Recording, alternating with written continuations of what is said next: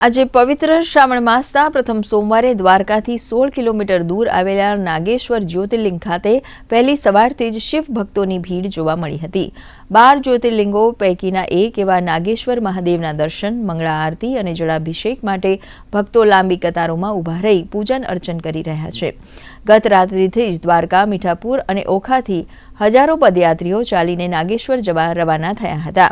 સમગ્ર પંથકમાં હરિ અને હરના અનોખા સંગમ સાથે ભક્તિમય વાતાવરણ છવાઈ ગયું છે।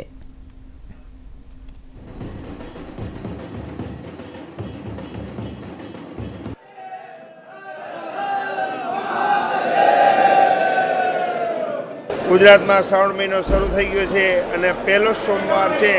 ભક્તો લોકો દેશ વિદેશથી જે ભગવાનને પ્રાર્થના મનોકામના પૂરી કરવા માટે રુદ્રાભિષેક, અભિષેક, એ ભગવાનને ધજા ચડાવવા માટે, ભગવાનને થાળ ધરવા માટે ભક્તોની ભીડ લાગેલી છે।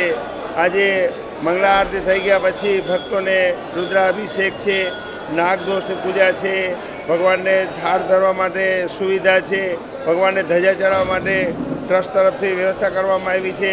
આજે ભક્તો માટે તમામ ટ્રસ્ટ તરફથી પણ વ્યવસ્થા કરવામાં આવી છે।